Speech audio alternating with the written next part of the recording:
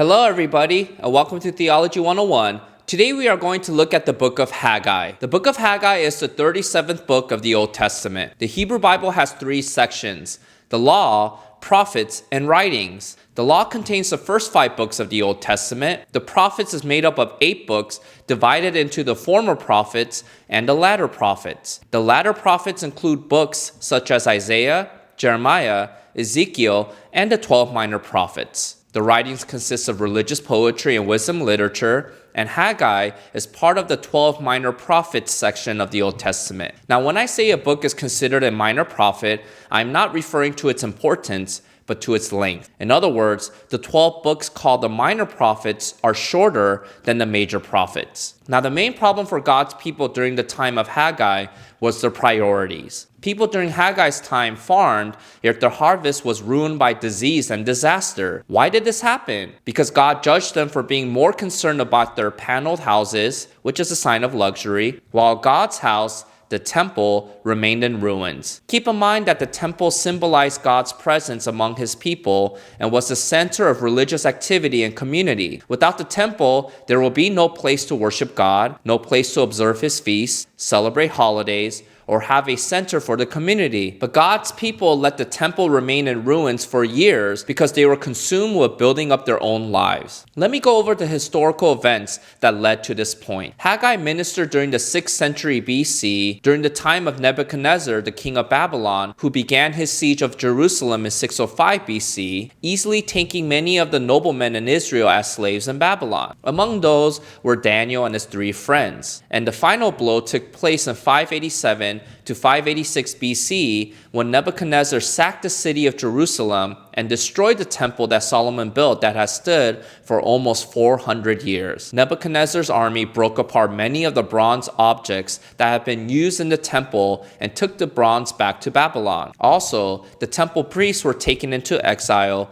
and many of them were executed. The destruction of the temple served as a painful reminder of the spiritual failures of Judah. For this reason, once the exile was over, the prophets Haggai and Zechariah did not promise any hope for a return to normal life for Judah apart from rebuilding the temple. Later in 539 BC, Cyrus the Great, the ruler of Persia, conquered Babylon and established Persia as a new world power. Coming to the throne at the age of 40, Cyrus ruled Persia for almost 30 years. He is remembered as an effective leader who for the most part succeeded in gaining the trust and goodwill of his subjects. Unlike Assyrian and Babylonian dictators before him, Cyrus tried to befriend his subjects by giving them religious freedom. So in 538 BC, just a year after his conquest of Babylon, Cyrus issued an edict permitting the Jews to return to Jerusalem in order to rebuild their temple. As a result of Cyrus's policies, many Jews returned to their homeland and some progress was made on rebuilding the temple. However, this did not last as people gradually turned to other more important matters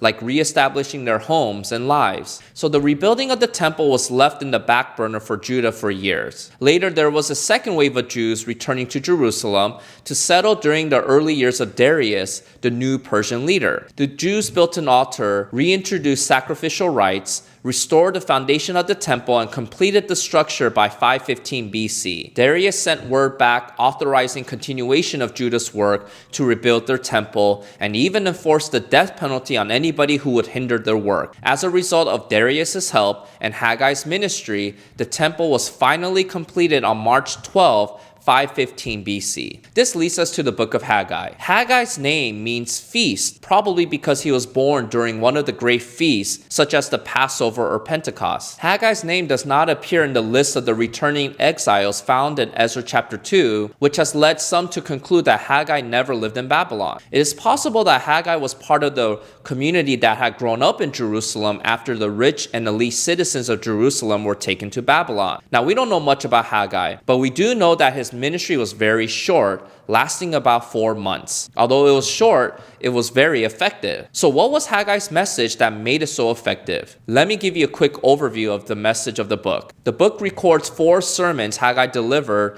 in a 4-month period. In his first sermon, Haggai rebukes the people for their selfishness and tells them that their financial troubles were not just a result of bad luck, but of divine judgment for their neglect of God's temple. Then we see that the people respond positively to the first sermon. The second sermon, Haggai motivates the people to continue with the work of rebuilding the temple in anticipation of the kingdom blessings that God promises to display once it is rebuilt. Then in his third sermon, Haggai warns the people of the danger of personal unholiness and the need to purify themselves in doing God's work. The fourth and final sermon is the shortest of the four, consisting of only a few verses. Here, Haggai describes Zerubbabel in language that is reminiscent of the glories of King David, promising that God will use him and cause him to have victory over his enemies. Now, why was Haggai so concerned about the temple? It was because of his theology of the temple. The temple was a one building that was associated with the presence of God. The history of the temple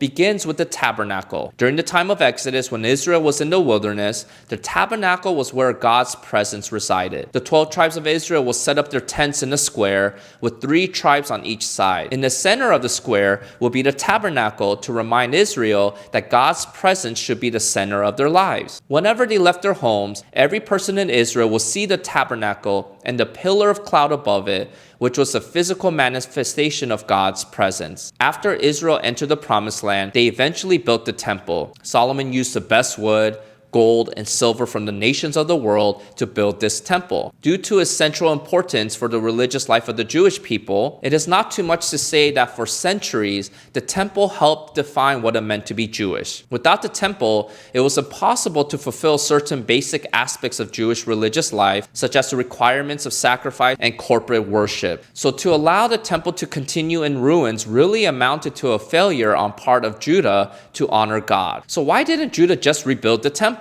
They were struggling to survive and have been physically and emotionally drained from years living as exiles in Babylon. Enthusiasm for the temple was quickly eclipsed by the stress of making a living. However, even when their lives got financially stable, Judah did not honor the commitment to God to rebuild the temple. Thus, Haggai knew that Judah had to prioritize rebuilding the temple, because without that physical reminder of God, he knew Judah would never live a life that prioritizes God's kingdom. Thank you to today's sponsor, On Reverence. They offer a free digital worship music app called Maskill. If you want to find out more, I'll leave some links below in the description box. If you missed the last video about the book of Zephaniah, I'll leave a link here for you to watch. And until next time, see you.